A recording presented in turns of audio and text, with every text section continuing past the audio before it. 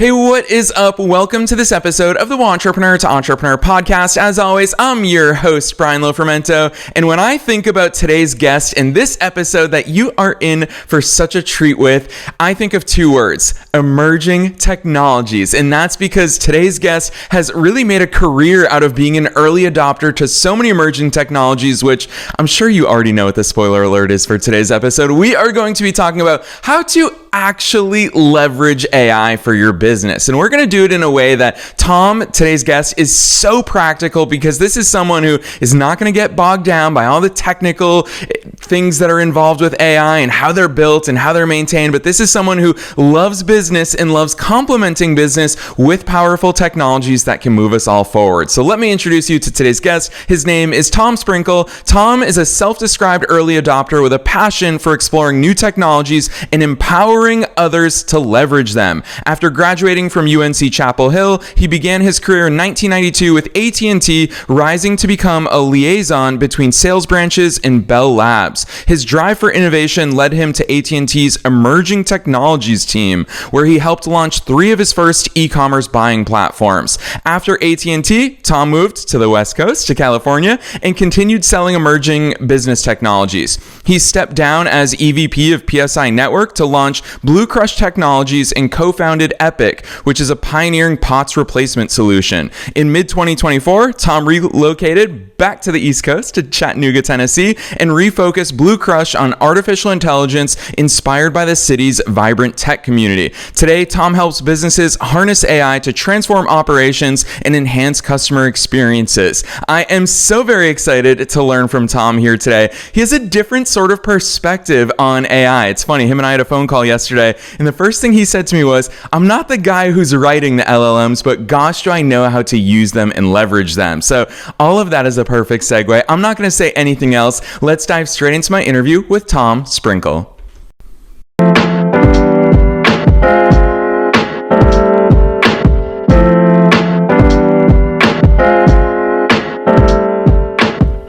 All right, Tom, I am so very excited that you're here with us today. First things first, welcome to the show. Hey, buddy. Thank you. I'm blessed to be here. Thanks for inviting me. Heck yes, we are super grateful to have you here. I want you to kick off the party by taking us beyond the bio. Who's Tom? How did you start doing all these cool things? Oh man, I can't really take too much credit. I have to give. I'm a spiritual guy, and I got to say, God's just directed my steps all along my career. I think as a young person, a lot of people know what they want to be, and I really didn't. My dad was a Navy pilot. I thought that's what I wanted to do, and then just as fate handled things kind of coming up through the works and so on, my dad passed away and I went to college. And as I got into college, this bored me, that excited me. I studied more psychology than anything. And then ultimately, as I got out of college, I started doing I started a sales career. I was selling food to restaurants. And what was interesting is we had this product catalog of like 2,000 items that we could sell, from napkins to artificial crab meat type of thing. And we had this little handheld computer type of thing that we would place our orders on. And I quickly became the team expert on that computer. And then ultimately I kind of said, this career is not for me. And I got hired by AT&T. And even in AT&T, I had sales over here and I was doing okay with my sales numbers, but everybody was always coming to me for kind of computer advice, if you will. And again, I'm not a programmer. I'm just probably what you would call a high-end user.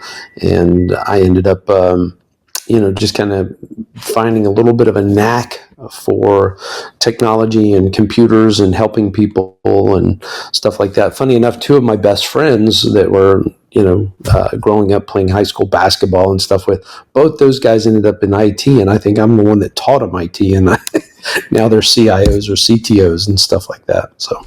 Yeah, I love that overview, Tom, especially because I'll give you a little behind the scenes of our team behind the podcast. I'm the oldest member of our team, and so we've got a nice, young, hungry, determined, resilient team, and we always joke about the fact that this is our moment. We are finally old enough to be at the cutting edge of a new technology, and it's right there in your bio. I mean, you started at AT&T, an enterprise-level company, pushing the new frontier of the internet. Tom, you were there when the internet started taking off, and I missed that boat because of my age, but I view it as this is that next frontier. How do you compare these two time periods that we're in of emerging AI versus the start of the internet?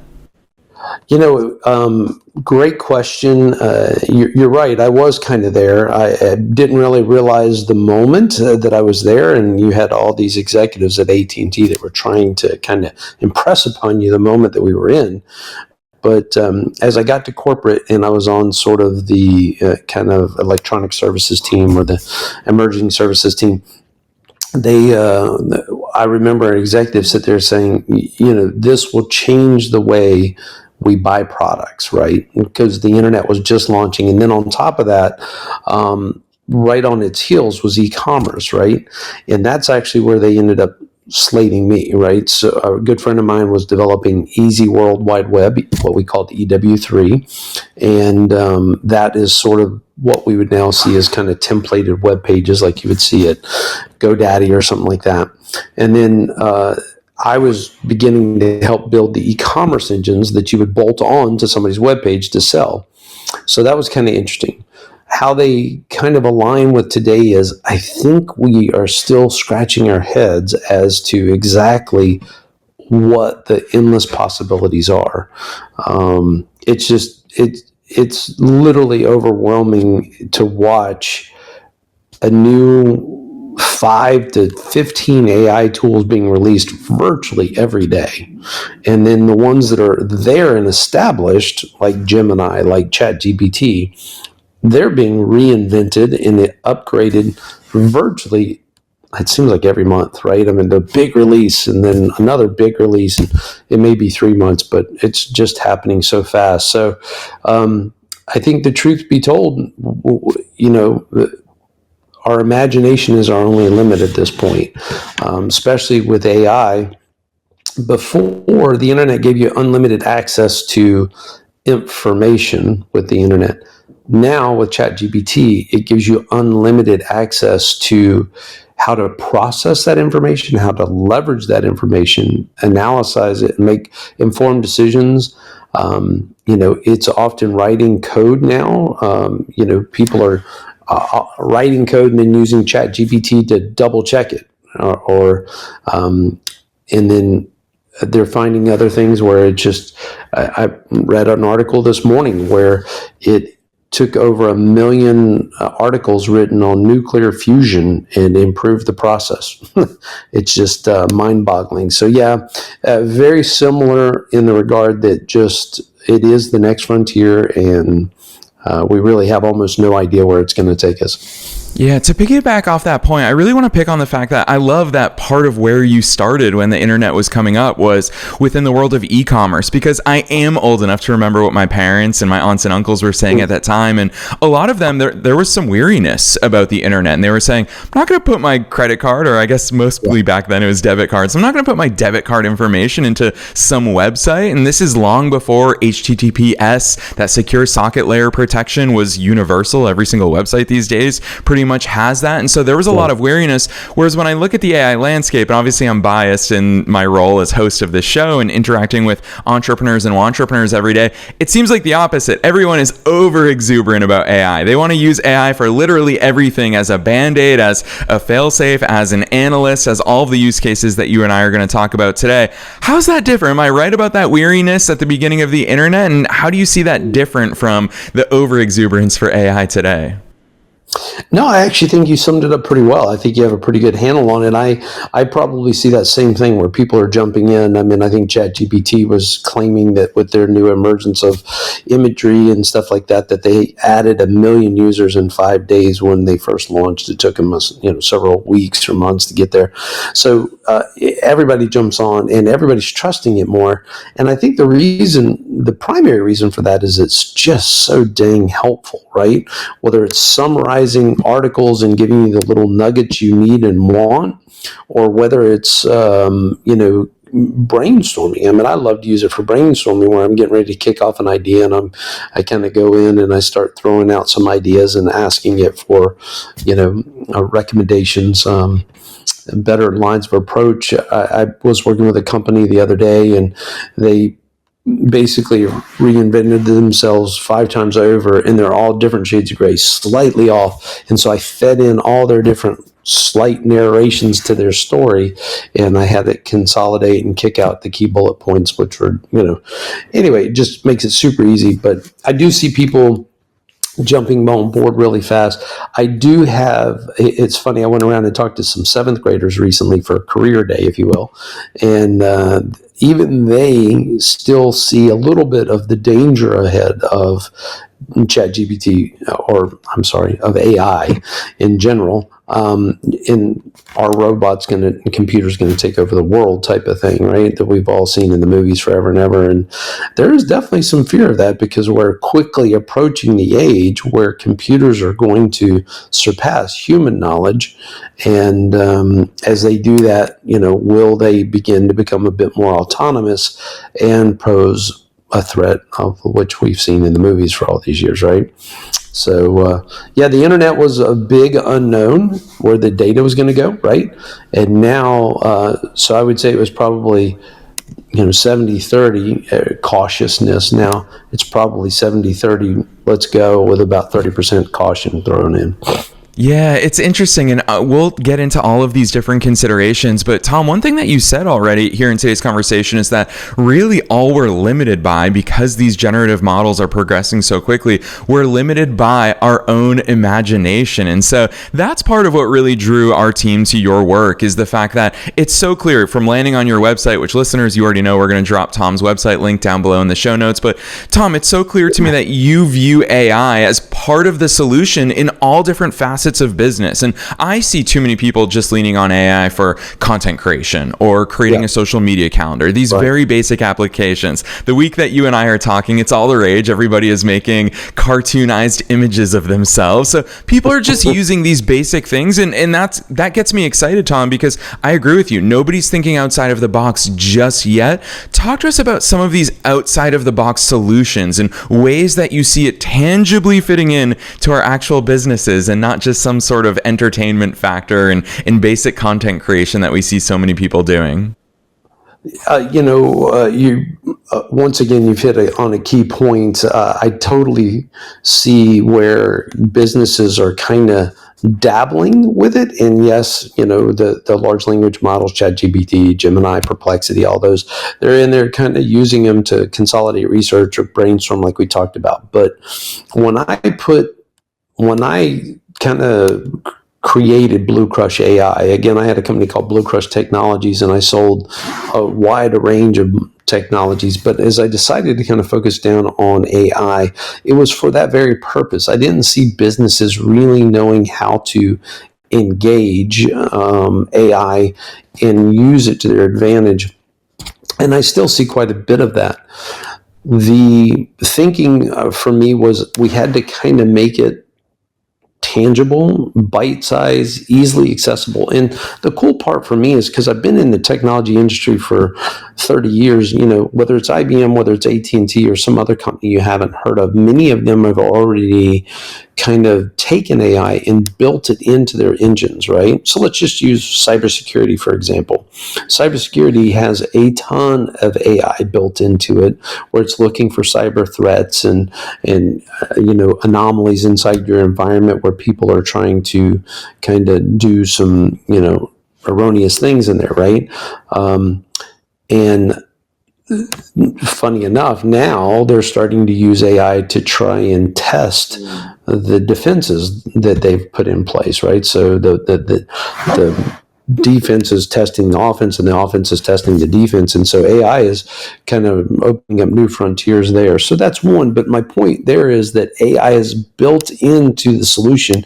You as a company don't really need to know how to program to take advantage of it, right? You just need to know how to ask some good questions of the companies that you're interviewing. So when I created Blue Crush AI, I basically broke it into 4 key areas, right? One was cybersecurity.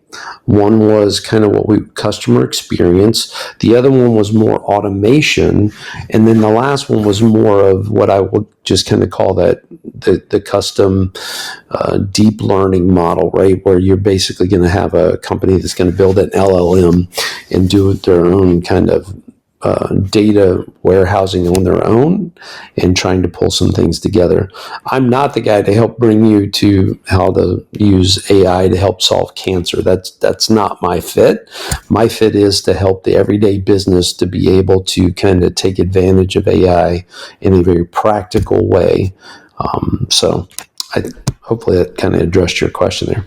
Yeah, for sure. And it actually leads me into, I love one of those key pillars, which we all need to address. Listeners, what Tom is talking about when it comes to customer experience, it doesn't matter if you are a product-based business, a service-based business, you have to think about these things. And Tom, you and I were joking off air before we hit record together today about the live chat on my website, for example. So listeners, if you haven't been to the podcast website, you can chat with me live there. And Tom, part of what you and I joked about is at this point in time, people who live chat with me on the website have no idea if it's AI or if it's me. It's really me, listeners. But on that topic, I think it's so interesting thinking about where do we apply that human experience versus where do we optimize for the customer experience? Because they're not always the same. When I contact Amazon because a package didn't get delivered, I don't need a human to make me feel good. I just need my problem solved. What's your barometer of figuring out, okay, is this a human function or an optimization through technology and through AI function? Man, funny you should mention that. This Thursday, I'm actually doing a webinar called "Empathy versus Algorithm," right? And it's juxtaposing those two very things. It's this particular one's focused on sort of the financial community, like credit unions and banks and what have you. But as you can imagine, they have a call center. Somebody calls in, they want to check their bank account or their credit card's been held up or whatever. They want to talk to somebody. I talk to some banks and they have owners that are old school, right? They don't want anything to do with kind of the new technology. They want a human answering the phone. So it doesn't matter what their customers want. The owner says, I'm old school. This is the way we're going to do it. And then you have the exact opposite side where, kind of a younger ownership that kind of says, hey, dude, we're going to automate. We're going to do this. We're going to do that. We'll use humans as a last resort. So I think, to answer your question specifically, I think it kind of comes down to knowing your customer base as to which one drives the answer to that question. Do you lead with the AI or technology, or do you lead with the human? What's really cool, though, is as long as you're recording the conversation, which is virtually almost every contact center now, but as long as you're recording the conversation, you can deploy AI as sort of a co-pilot. It sits over your shoulder, it listens, it records, and then it takes all the recordings and it kind of processes all that information and it makes recommendations to you. Let me give you an example.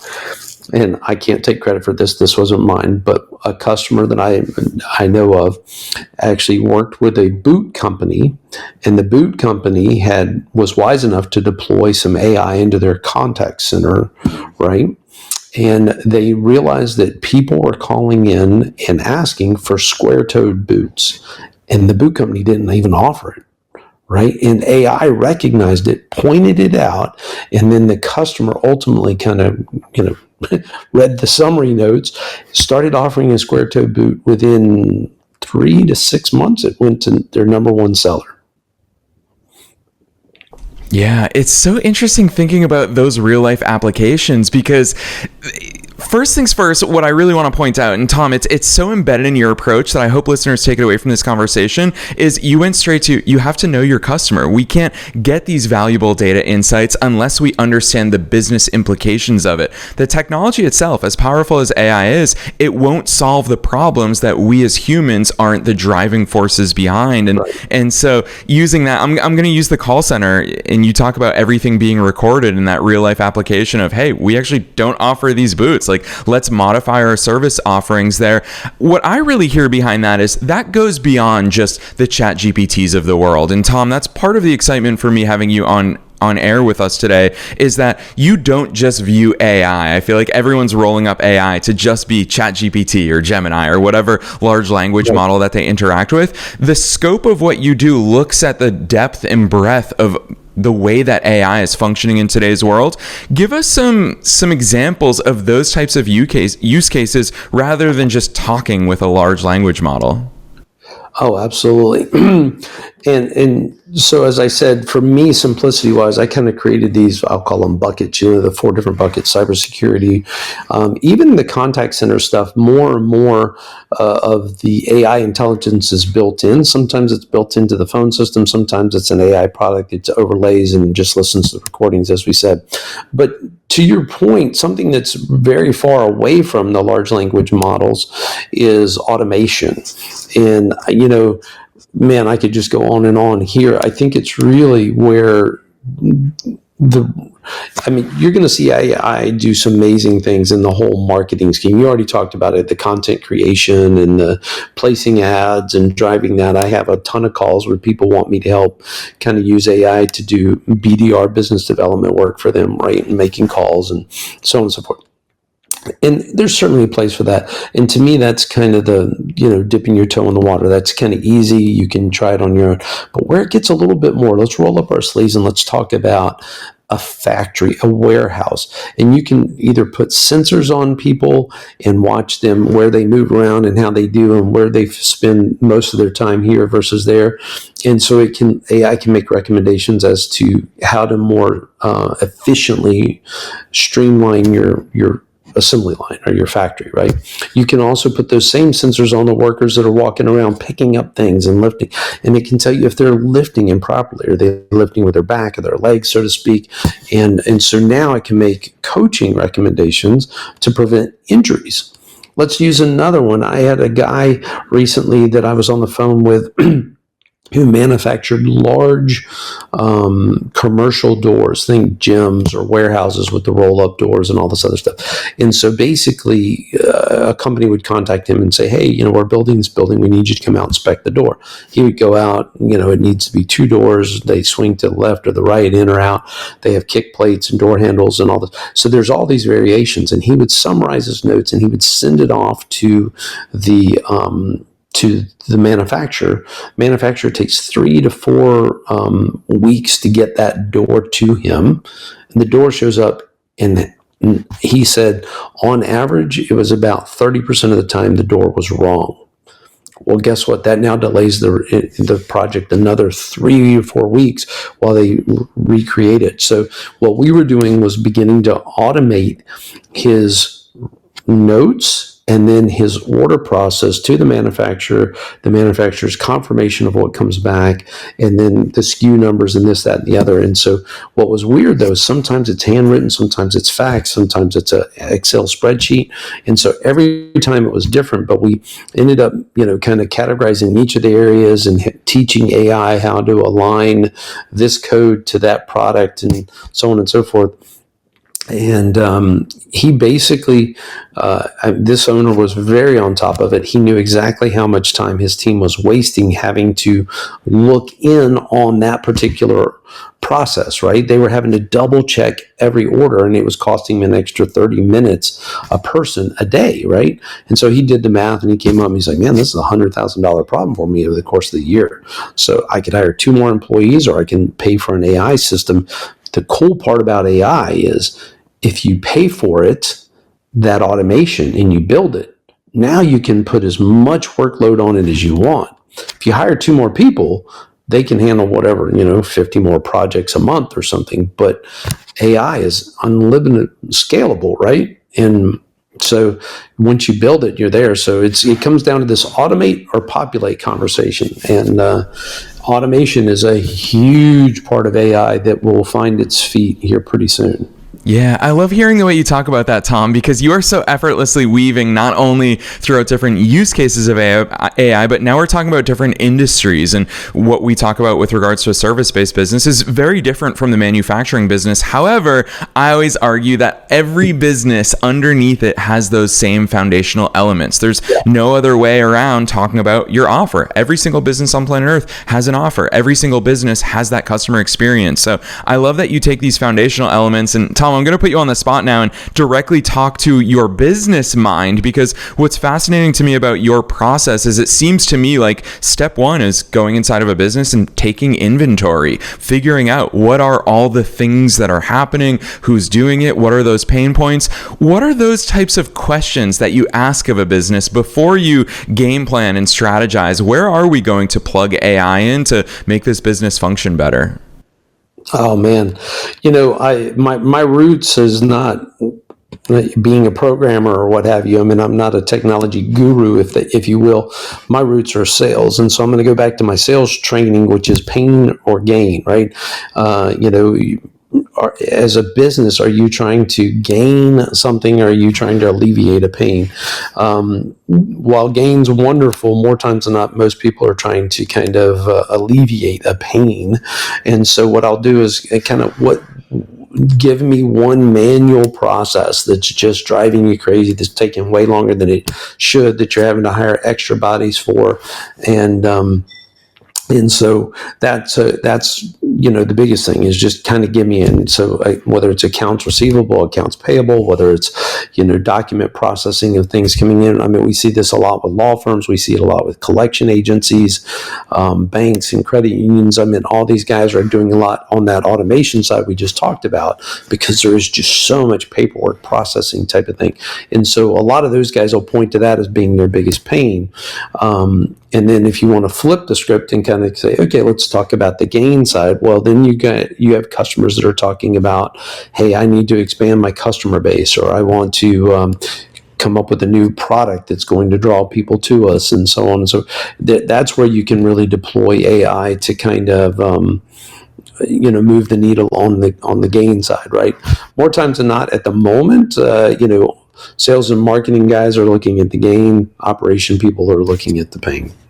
Yeah, I love the way you phrase that. And it comes down to the fact that you can find that simplicity in a world where there's so many moving parts inside of every business. And it makes me excited to talk to you, not only as the subject matter expert that you are, but also as one of us, Tom. You are a fellow entrepreneur. And so with that entrepreneur hat on, I want to ask you about that sales background, setting you up for success as an entrepreneur. Obviously, you've been at this for quite some time. It's not your first business endeavor, but I'm so fascinated always by the influences and the way that people operate as entrepreneurs, because you're not just a practitioner, you're also running and growing a business of your own as well. So Tom, with all of those in mind, how did sales play into the way that you view the operation and the growth of your own company?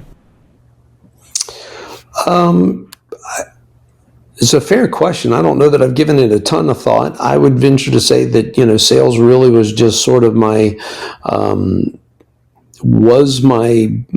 learning ground, my proving ground, but it is also still first and foremost, right? I mean, every business needs sales. Sales is what drives the ship and moves the needle, right? I mean, the engineers on the back can create the most. Matter of fact, we had this at AT&T, where Bell Labs would come up with the most amazing products, but they were ahead of their time. They just the customers didn't really even know how to use them, and so it wasn't there. So, sales is still a huge part of who I am, and even when I do talk to customers and I go in and they ask for my help, the sales side of me still kind of comes out. What problem are you trying to solve? How can I help you? And then, obviously, of course, it comes down to money and, I can't afford this or I can't afford that, and so now you're beginning to kind of overcome objections and deal with, kind of cost handling situations and stuff like that. So it's still certainly there. The part that sales doesn't lend itself to is, managing the business operation wise or employee wise, or, paying the bills and whatnot. And so that's something where you have to kind of learn. And I certainly have my mentors that I look up to, and I pull from, some knowledge from now and then as I can, because that side of the business is kind of, newer to me, if you will. Yeah, I love that. Tom, I'll call out for you because as someone who's had the chance to interact with you and obviously gone through the line of the work that you've done up to this point, to me, what's really clear is your adaptability and that resilience. All too many people, especially as entrepreneurs, as someone who interviews entrepreneurs for a living, it's easy to quit. It's easy to take rejection personally. And I would argue that your sales background is that you effortlessly jump from one opportunity to the next and without that level of discouragement. In fact, I mean, it even sounds like it in the way that you've shown up here today that you learn from every single experience. And I think that that's such a big takeaway for all of us learning from you here today as an example in our own entrepreneurial journeys. And I'll use that as a very natural segue for the final question that I ask at the end of every interview. And that is, what's your one best piece of advice? Knowing that we're being listened to by both entrepreneurs and entrepreneurs at all different stages of their business growth journeys, as a fellow entrepreneur, what's that one piece of advice that you want to leave listeners with today? It's everybody says do what you love, and there's definitely part of that because as you said, you're going to get rejection, you're going to have hard times, and so you need to really enjoy what you do to where you just don't quit on it because it's fun and you enjoy it. So that's part of it. But the other thing too is in terms of where you spend where you focus your time and energy, whether you create a bike company or whether you create a technology company, understand your customers, right? But the bigger thing I would say is there's riches and niches. So find a niche that is interesting to you, that's fun, as we talked about, and then kind of pour yourself into trying to do that. Don't so much be a jack of all trades, and I'm guilty of that, right? First and foremost, as a technology guy, I can sell from firewalls to AI to IoT sensors, right? It's tough, but I try my best, and I don't really succeed at it. But less is more. To really kind of stay focused, and if you use that little hitch saying, "riches and niches," you can either write a code or develop an app or create a company that addresses that little niche that you see, and I think that would go a long way to kind of doing it. The last thing I'll say too is trust your instincts. They're not always right, but trust your instincts, because you'll feel like ultimately if you get to the top and you do it somebody else's way, whether you succeed or fail, you'll be kind of frustrated with yourself because you didn't really do it your way, and there's only one of you, and you're unique and beautiful, and that's the way God created you, and that's how you'll kind of create your company. It always starts at the top and is a reflection of you. Yes, so well said, Tom. I always enjoy asking this question at the end of every episode because no matter what that advice is, I think it hits us all in different places. And for me, hearing you talk about this, and it sounds like even for yourself, hearing yourself give this advice, it refocuses us because it's so easy to get lost in a world of ideas. All of us entrepreneurs are idea factories, but I love how you bring it back to those basic fundamental blocks and something that can refocus us at every part of our journey. Tom, you need that advice every single day. I need that advice every single day. I love the fact that you called yourself out for it as you were giving us that advice. So on that note, I want to shout you out for your practical interpretation and execution of AI. I think that it's so rare to see, again, in that sea of ideas that we're all having. Right. And it's a really grounded approach is what stands out to me. So I know that listeners will be keen to check out more about you, your work, your company, all the great stuff that you're doing across all the niches that you're working with. And I also, before I kick it back to you to drop those links on us, I want to shout out to listeners is that if you go to Tom's website, you're going to see an extensive list. You can tell he loves bullet points. He's a very organized entrepreneur and salesman. You can tell all the different ways and considerations that he has for every business. There's so many ways that we can take advantage of it. So you'll definitely want to see Tom's website. Tom, over to you. Drop those links on us. Where should listeners go from here? Yeah, the easiest one is just bluecrush.ai. So just www.bluecrush.ai. That's my primary website. I have a couple different ones, but that's the easiest way to do it. There's a phone number, there's an email.